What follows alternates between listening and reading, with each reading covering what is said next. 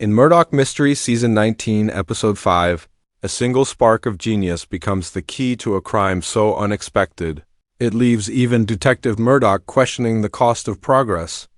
Behind the polished brass gears and glowing bulbs lies a secret, a truth so shocking that it could destroy reputations, relationships, and the very idea of innovation itself. Tonight, we pull back the curtain on the shocking truth. Behind the invention, a story that blurs the line between brilliance and betrayal. The episode opens in Toronto at the turn of the century, a city alive with invention, electricity, and ambition. The streets are buzzing with excitement as the future unfolds before everyone's eyes. Detective William Murdoch, known for his sharp mind and love for scientific discovery, has been working on a groundbreaking idea, a device that could revolutionize communication. It's sleek, experimental, and years ahead of its time. But as Murdoch fine-tunes his creation, a shadow looms over his lab. Something feels off across town. Inspector Brackenride's booming voice echoes through Station House. No, 4. A mysterious death has been reported. A young engineer found dead near an electrical testing site. The cause? Unknown. No signs of struggle, no visible wounds, but a faint smell of ozone lingers in the air. When Murdoch arrives, his keen eyes pick up the smallest clues, a charred wire, a scorch mark on a metal plate, and a strange pattern burned into the victim's glove. It's not just a murder. It's a message hidden in plain sight. Murdoch's investigation begins with logic, as always. He recreates the scene in his mind, the placement of the wires, the position of the body, the timing of the test.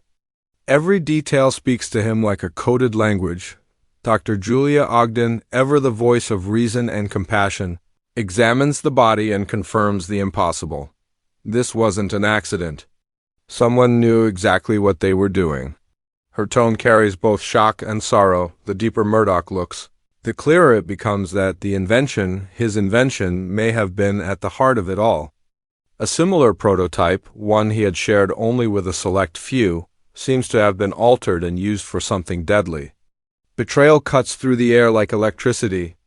Could someone close to him have stolen his work? Meanwhile, George Crabtree, Murdoch's loyal and curious partner, adds a touch of humor and warmth. While sketching theories on a notepad, he jokes, "So you're saying the killer used your idea to commit murder? That's like writing your own arrest warrant." Murdoch doesn't smile. His mind is elsewhere, chasing a growing sense of guilt through dimly lit scenes. The camera captures the flickering glow of light bulbs and the faint hum of machinery. Each image feels symbolic, light bringing clarity, yet also exposing hidden darkness. The episode cleverly contrasts the promise of invention with its peril. As Murdoch stares at the blueprints spread across his desk, his reflection flickers in the metal surface. A man caught. Between his passion for progress and the consequences it brings, the dialogue is tight, filled with tension and quiet revelation. Ogden warns, "Science without conscience is chaos, William." Her words hang heavy in the room. Murdoch, usually steadfast, falters. The weight of responsibility presses down on him. He isn't just solving a case anymore. He's unraveling the moral thread of his own creation. By the end of the first act, the mystery deepens. Murdoch finds a missing component from his lab, a copper coil engraved with his initials. Someone had taken it, replicated it, and used it in the deadly experiment. The evidence points to sabotage, but the motive remains unclear. Was it greed, revenge, or something even more personal? As the storm rages outside, Murdoch gazes out the window, lightning flashing across his face. The light illuminates his determination and his fear. He whispers to himself, "Every invention carries a price. I just never thought mine would be paid in blood." The scene fades to black, and the audience is left on edge. The invention that was meant to connect people has instead connected a killer to his victim. The game is set. The mystery is alive. And the shocking truth is only beginning to unfold. Rain pours over Toronto like a curtain of secrets, washing the cobblestones in a pale glow. Inside Station House No. 4, the familiar buzz of telegraphs and typewriters fills the air, but the mood is far from ordinary. Murdoch stands over his invention, the communication device that now feels more like a curse than an achievement. The gears spin quietly, mocking him with each turn. The idea that his own brilliance could have fueled a murder is almost unbearable. Yet, as always, Murdoch chooses reason over fear. If his creation has become a weapon, he must understand how and why. George Crabtree bursts through the doors, his boots dripping from the rain. "Sir, I think I found something." He holds up a small, leather-bound notebook, discovered at the crime scene. The pages are filled with mathematical equations and technical sketches, too complex for an ordinary engineer. But one detail freezes Murdoch: the handwriting. It's neat, precise. Eerily similar to his own, the realization hits him like a shockwave.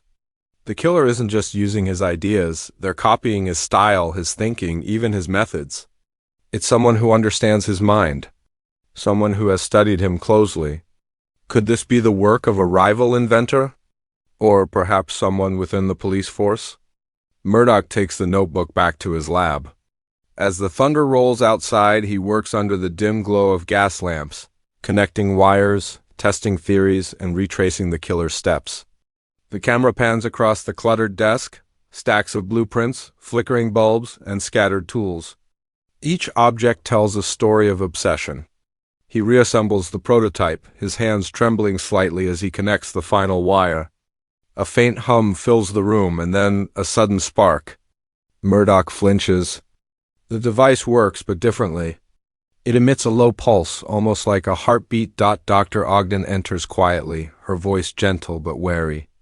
"You shouldn't be alone, William. This case is getting too personal." Murdoch barely looks up. "I need to understand what I created," he replies, his tone cold, distant.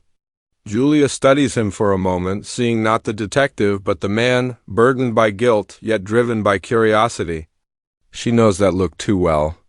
It's the same look he had when he first discovered the power of electricity. Years ago, the look of someone standing too close to the lightning. Later, Murdoch and Crabtree visit the home of the deceased engineer, Mr. Leckler. The house is small but filled with strange mechanical contraptions, spinning gyros, half-built transmitters, and piles of discarded metal.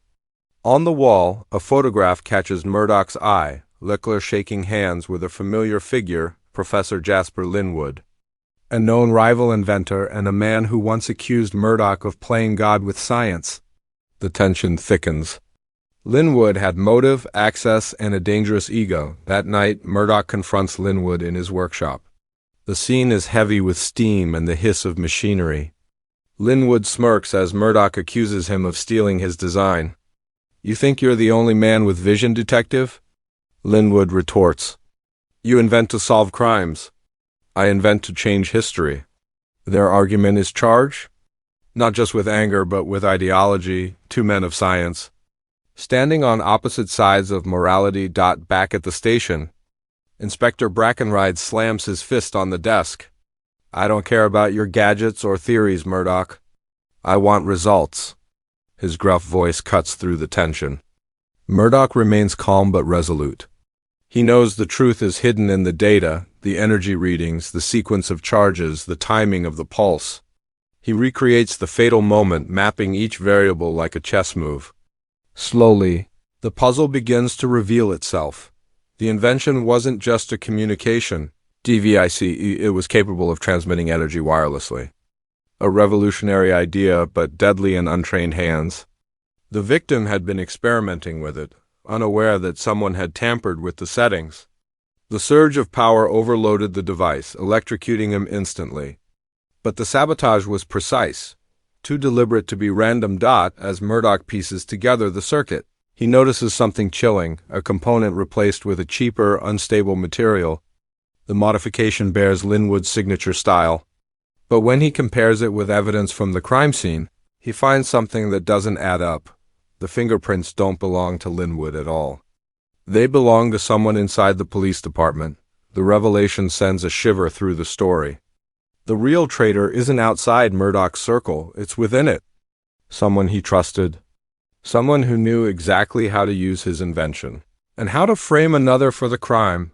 The section closes with Murdoch standing alone in the dark, the device glowing faintly in his hands. His reflection shimmers in the glass, distorted by the light.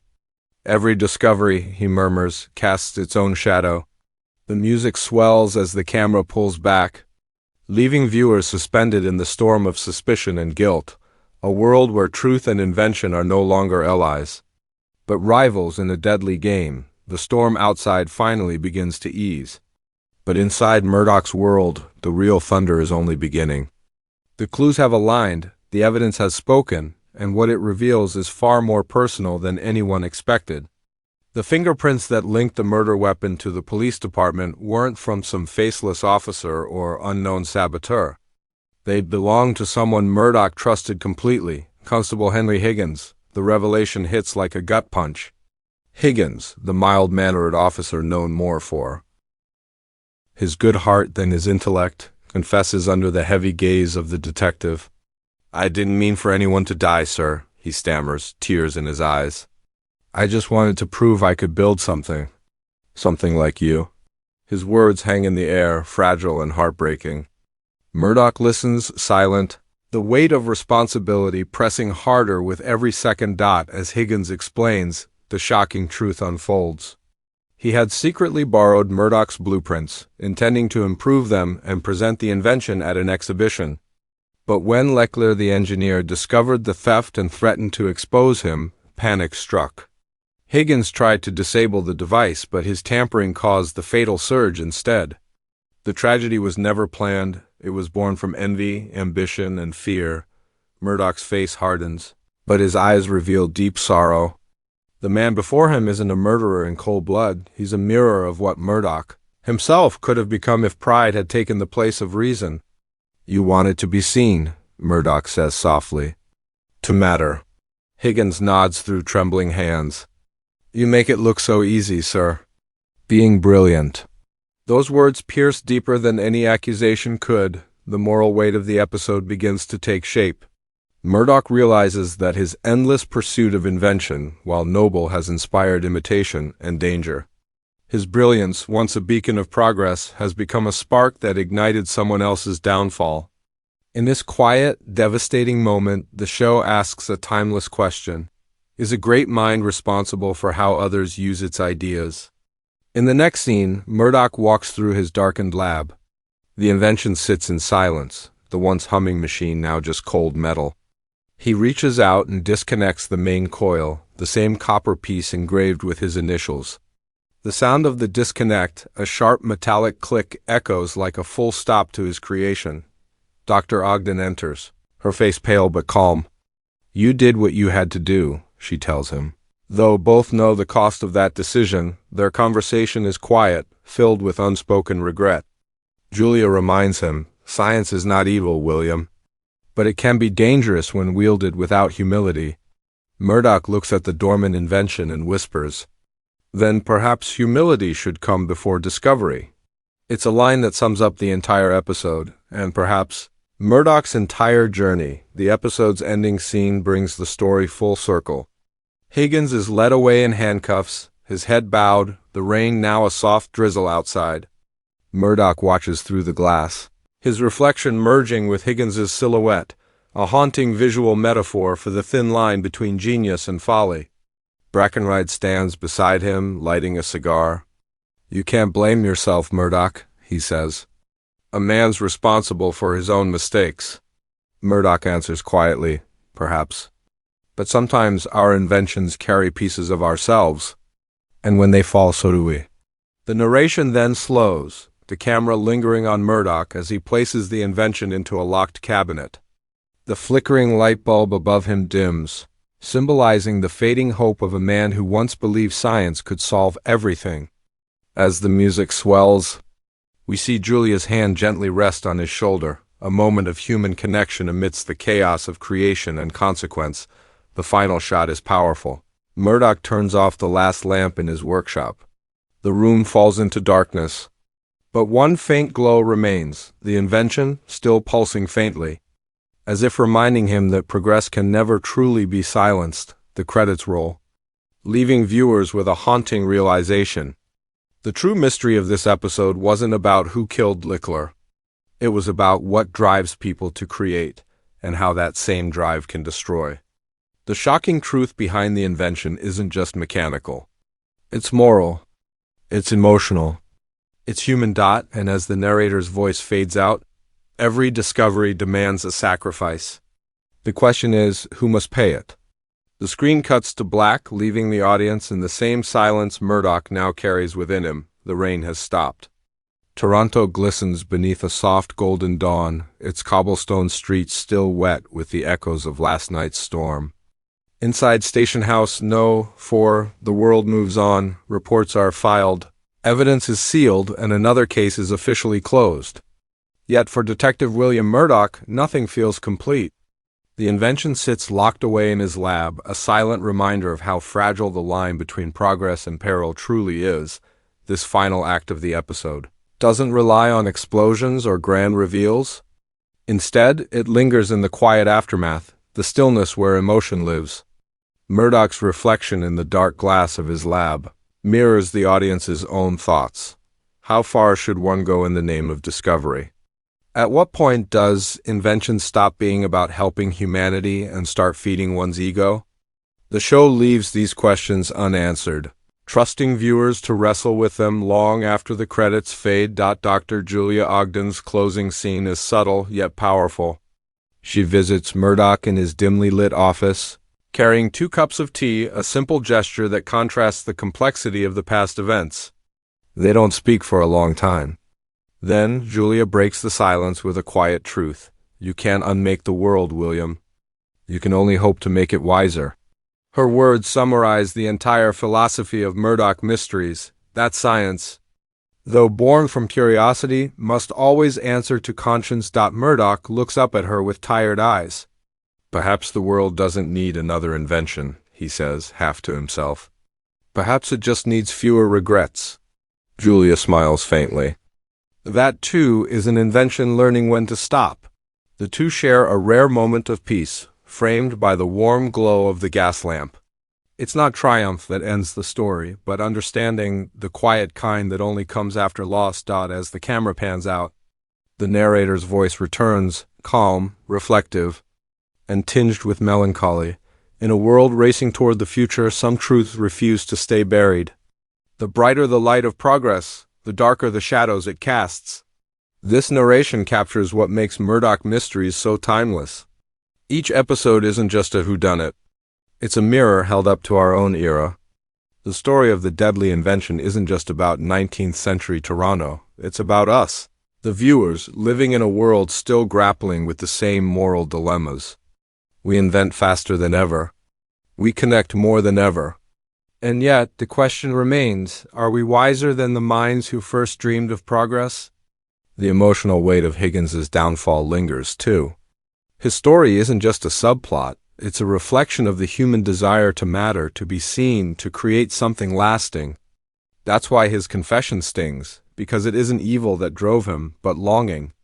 The writers of Murdoch Mysteries masterfully turn a murder mystery into a meditation on ambition and humility. And by the end, we realize the true villain of the episode was never the machine or even the man. It was pride, disguised as purpose. As the music swells, the tone shifts gently from somber to contemplative.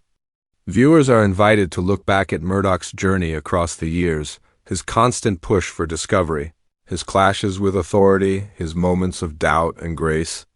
Season 19, Episode 5 stands as a turning point in that arc, the moment. Murdoch begins to see that progress isn't always about moving forward. Sometimes it's about knowing when to stop moving at all. The final seconds fade to a soft montage, the flicker of the street lamps, the hum of the city awakening, the faint echo of machinery in the distance. The narrator closes with a line that chills and comforts in equal measure. Every great invention begins with a question, and ends with one too. And then silence, the outro music begins, slow and haunting. Over the credits, viewers are left to process what they've just seen. It's not just another case solved, it's a moral puzzle, one that keeps unfolding in the mind. The video now transitions smoothly into the faceless YouTube format, visuals of flickering lights, gears turning in slow motion. Overlaid with cinematic voiceover, the voice, calm and engaging, draws the audience in for the closing thought. So what did you think? Was Higgins truly to blame, or was Murdoch's invention the real culprit? Does genius excuse responsibility, or does it demand more of it? Let's talk about it in the comments. I want to hear your theories. The tone softens as it moves to a gentle call to action. If you enjoyed diving deep into this mystery, don't forget to like the video, subscribe for more episode breakdowns, and ring the bell so you never miss another journey into the world of Murdoch Mysteries. Then, one final shot, Murdoch's invention glowing faintly in the dark. A symbol of knowledge both dangerous and divine. The narrator's last line fades out with the same calm intensity that began the video. Progress has a price. And in Murdoch's world, it's always paid in truth. The screen fades to black. The faint sound of a ticking clock carries through the outro, reminding the audience that time, like invention, never truly stops.